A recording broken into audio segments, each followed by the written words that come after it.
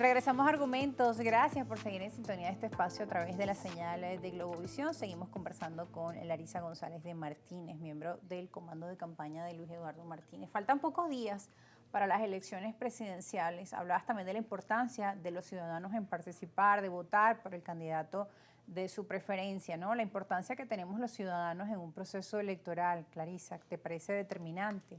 Sí, es importantísimo. No importa por quién se vote.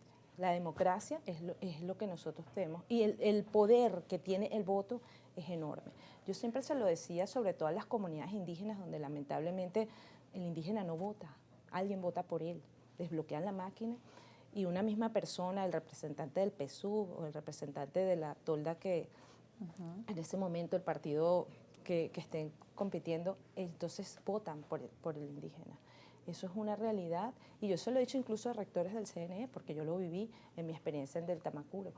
Tú llegas a un centro de votación y te dicen, por favor, me haga aquí la cola de los que votan por el gobierno y aquí los que votan por la oposición.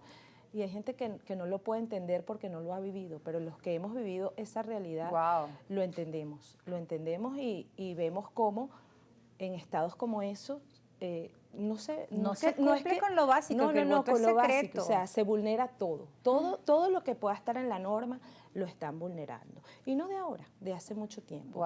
Los pueblos indígenas y en general las minorías son abusadas, son explotadas, son utilizadas históricamente. Entonces, ¿qué es importante de cara al proceso que tenemos por delante?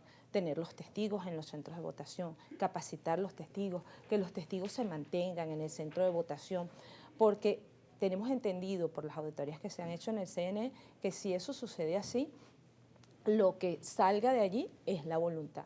Nosotros en el 2015 dimos una demostración de que sí, de que con votos, con participación, teniendo los testigos, nosotros podíamos hacer una gran diferencia.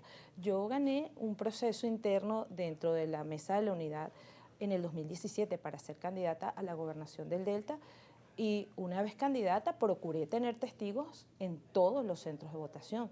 Tuve experiencias terribles donde me sacaron los testigos a punta de armas incluso. Terrible, importante entonces los veedores o los acompañantes internacionales ir sobre todo a estas zonas rurales, lo que a las pasa es zonas que lejanas los de la veedores ciudad. y los acompañantes internacionales, si bien son importantes, terminan viniendo a ser una especie de turismo electoral. Es triste, pero es así, porque es que pueden hacer 10 representantes en un universo donde, por ejemplo, en el Tamacuro hay unas 120 centros de votación donde nosotros tenemos que tener testigos y hay comunidades que son a 5 a 6 horas en lancha de un centro, digamos, donde te puedes comunicar, no hay teléfono, no hay cómo reportar una irregularidad en un centro de votación de estos. Y no estamos hablando de pequeña cosa.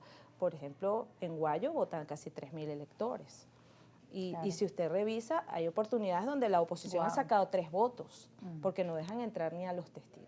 Entonces, eso hay que mirarlo, eso lo tienen que mirar las organizaciones políticas, los centros de una sola mesa, los centros de difícil acceso, los testigos, porque esa es la garantía de la democracia. Y yo creo que en esta oportunidad a todos quienes están participando les interesa que sea un proceso bien llevado para que pueda ser reconocido y para que Venezuela se pueda insertar otra vez en la comunidad internacional, porque a dónde nos ha llevado a nosotros estar ausentes de esos escenarios, a dónde nos ha llevado, tú hablabas de las sanciones, si bien es cierto que la economía del país estaba muy resentida y no podemos decir que es por culpa de las sanciones, pero sí, las sanciones agravaron muchísimo y eso no lo decimos nosotros acá, eso está reconocido incluso por informes del propio Congreso de los Estados Unidos. Entonces, tenemos nosotros que garantizar que el 28 de julio la democracia venezolana salga fortalecida, la familia venezolana, el pueblo venezolano salga fortalecido,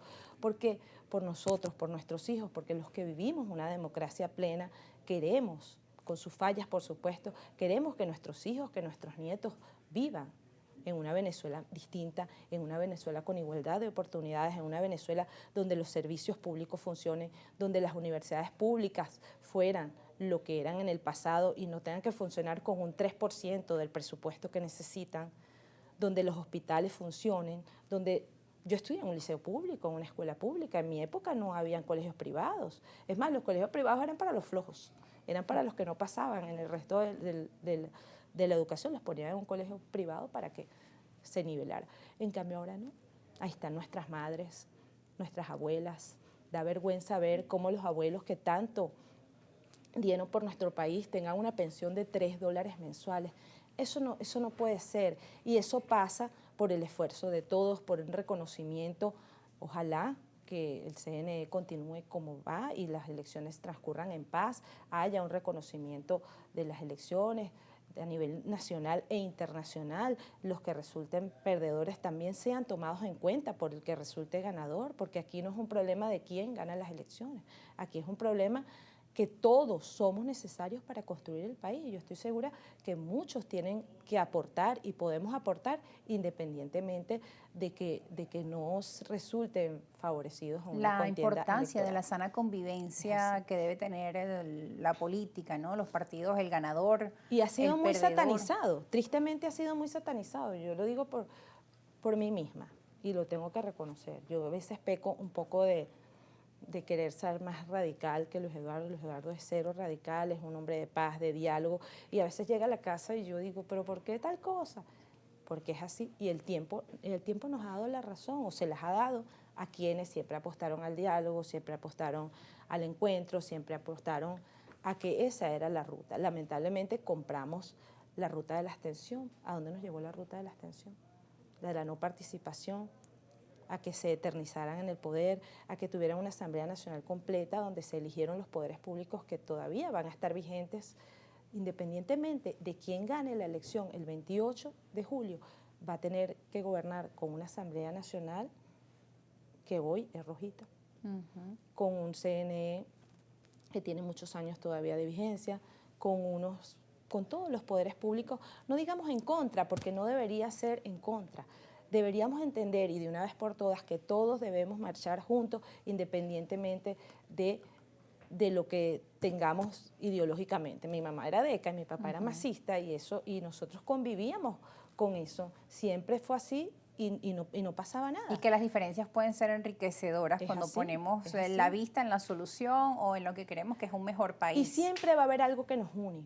Yo creo que nuestros muchachos vuelvan a casa, que la familia se reunifique, que todo ese sufrimiento empiece a sanar, porque hay que ver cómo hemos sufrido y no solamente la gente humilde, todos hemos sufrido, porque desde que yo conozco muchas amigas que no conocen a sus nietos, claro, que tienen 10 años que no ven a sus hijos. Es otro de los grandes problemas que hoy afecta a la psiqui de las mujeres, de las familias venezolanas. La familia, y hay que ver cómo nos afecta. Yo tengo mi hija que vive lejos y todos los días quisiera verla, abrazarla, tocarla. No es igual que verlo por una pantalla, y siquiera nosotros lo podemos ver por una pantalla. Pero cuánta gente, y vuelvo por lo que conozco, en el Delta, donde no hay luz, donde no hay internet, donde no hay señal de teléfono, sino a 4 kilómetros a la redonda de la Plaza Bolívar de Tucupita. ¿Cómo tú te conectas con tus hijos que están lejos? Yo estuve en Brasil, creo que fue en el 18, 19, en unos albergues de la Operación Acogida. Y a mí me partió el alma ver gente que tú conoces, que caminó contigo, que hizo campaña electoral en el Delta conmigo, los periodistas que trabajaron conmigo durmiendo en las plazas, durmiendo en albergues. Ya cuando la migración deja de ser un tema de estadística, ya cuando el problema deja de ser de otro, del vecino, de alguien que no conozco, cuando ya te empieza a afectar, yo creo que eso es lo que ha hecho. Yo creo que tocamos fondo como sociedad y tenemos que empezar a sanar eso, a sanar heridas, a cambiar la descalificación por aquello que nos pueda unir, los puntos de encuentro y ablandar en eso, avanzar. En esa visión propositiva que es de propuestas, que es de reconciliación o de encuentros para justamente dar esa solución a esa problemática. Siempre va a haber algo que nos une, siempre.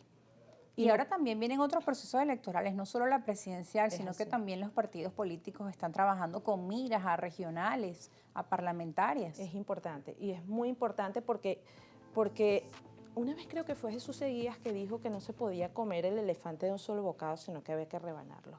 Si nosotros hubiésemos entendido en ese momento, yo creo que estamos hablando de 10 años atrás, que no podíamos masticar el elefante de un solo bocado, no estuviésemos donde estamos ahorita.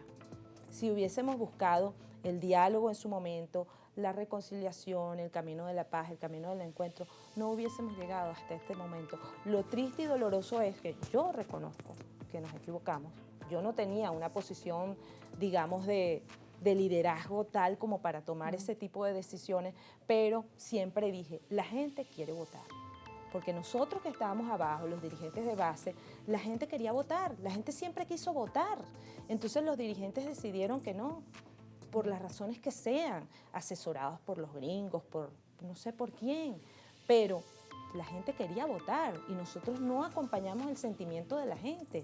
A mí me queda la satisfacción de que ya yo no formo parte de la estructura como tal de Acción Democrática, pero que la última vez que yo tuve la oportunidad de decir algo, yo dije, nos equivocamos, la gente quería votar y conmigo no cuenten más para una ruta que no sea la ruta electoral. No van a venir los marines, no van a venir los marcianos, bueno, y aquí estamos, 10 años después, tantos años después, pero yo tengo fe de que el pueblo venezolano le va a dar una lección a los políticos.